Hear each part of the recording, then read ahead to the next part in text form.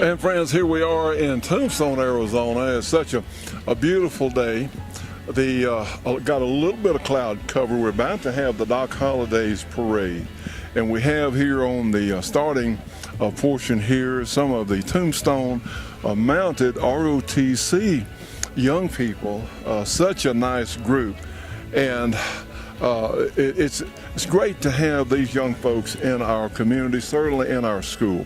Because, you know, we're not really worried about them doing drugs and other things because they have their careers in the military on their minds. So it is indeed. Tombstone is one of the most unique places in the world.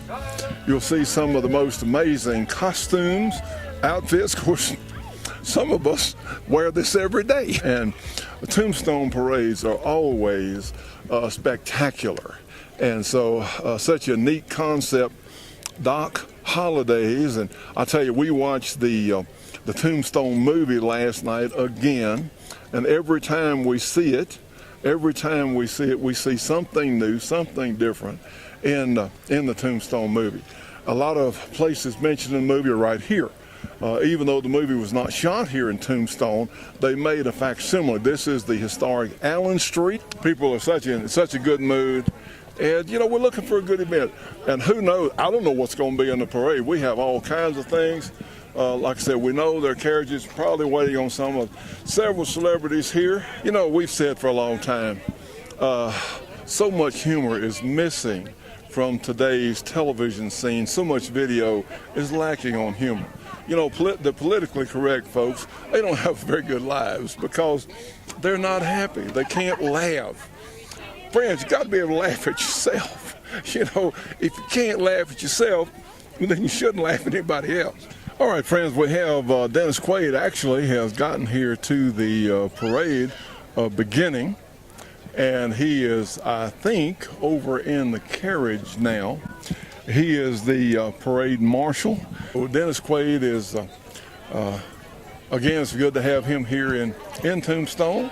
The parade's about to begin. So we're going to see the marshal. So there we have, like I said, we have Tombstone marshals in place. And then we have some folks, you have some people that look a lot like the Doc Holiday character and some of the ladies that were in the movies, both of them actually. But, you know, this is how people really did dress in the day. Of course, you'll see more guns and things. In town, you were not supposed to openly carry a gun. You were supposed to be disarmed. And here we have, and that's another whole story, but here we have the Tombstone, the cameo ladies of Tombstone. These are, and they've been sitting out in the heat, and got those fans going now. Have the fans going.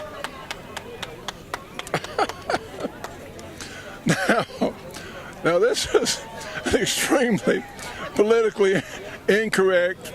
This is, I can't believe this myself. We have some folks emulating we can say this, we're not politically correct anyway. They're emulating a Chinese impression of some Chinese towing or pulling a carriage there. That's hilarious. Friends, you gotta laugh. You know, politically correct's not gonna work. You got to laugh at this.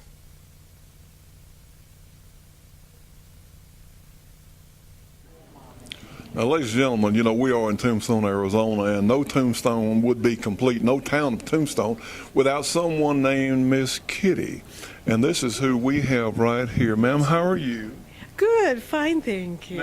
Now you have a shop here.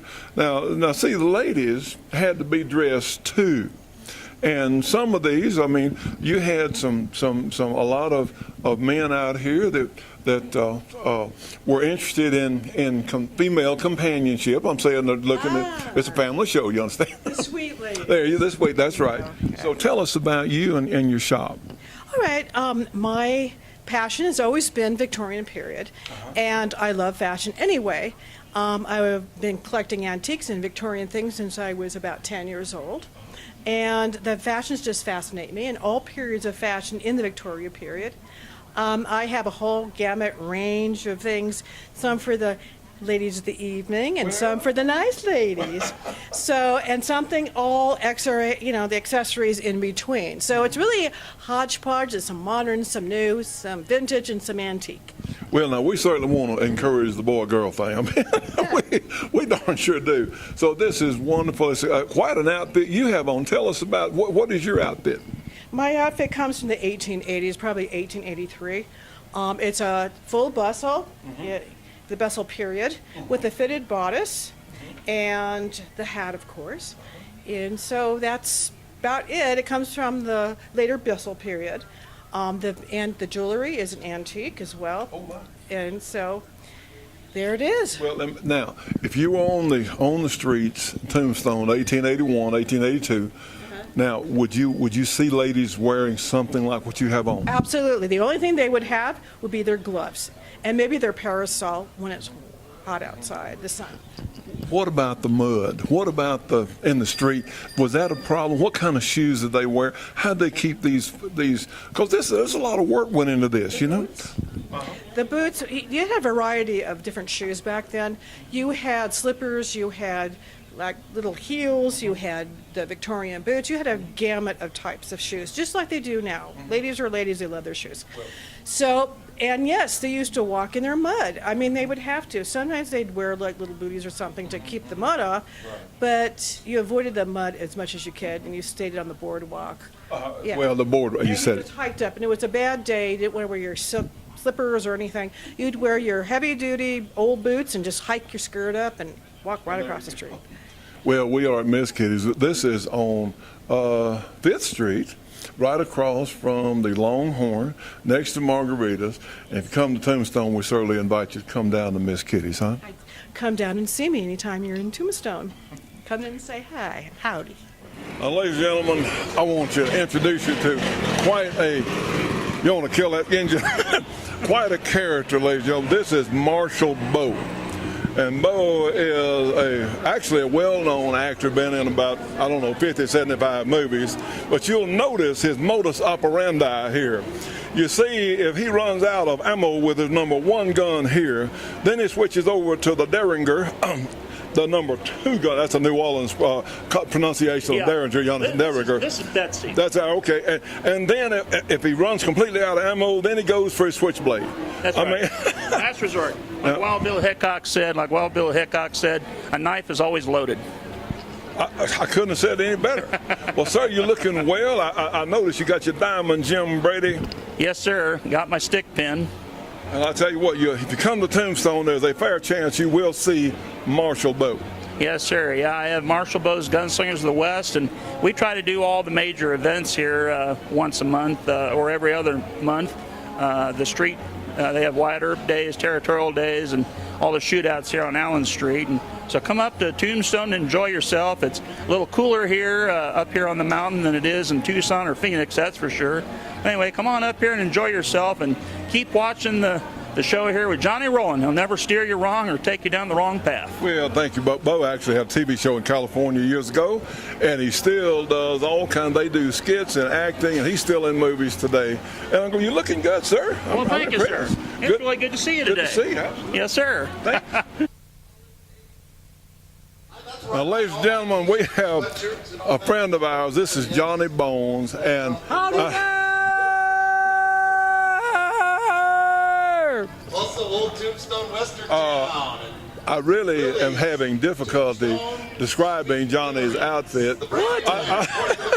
It's just crazy, man. It's nonsense. That's what it is. There you go. Now you know what it is. I would say he's certainly consistent. I'd like to say that. Yes. But, sir, how you doing? Having a good day? I am at that, man. Yeehaw. Well, show us a little bit about what you do, please. Well, what I do is I play the bone castanets, rib bones. That's mankind's very first rhythm instrument that is older than the drum itself and a big part of American music in the 1800s. And that's a fact check. Vinegar Company. You can hear Johnny Bones for half the town away. Also Williamson Heating and Cooling, another proud sponsor, along with Silver Hills Trading Company and the Oriental. Ta-da! Yay! You're into the old Friends, here we are at the historic Tombstone Adventure Silver, Gold, and possibly a few ghost tour. Now we have a representative of this organization. What's your name, sir? Who are Curtis. you? Well, Curtis, it's very nice to see you here. I mean, this is a mine tour. Let's just get down to it. This is a mine tour. Is that right? Yes, sir. Well, now we got some rocks here. What's the deal on the rock carriage here? Well, this right here is actually their ore carts. This is actually the carts that they were using when they were moving all their ores. These could hold a total of a half ton of ore apiece. Oh no.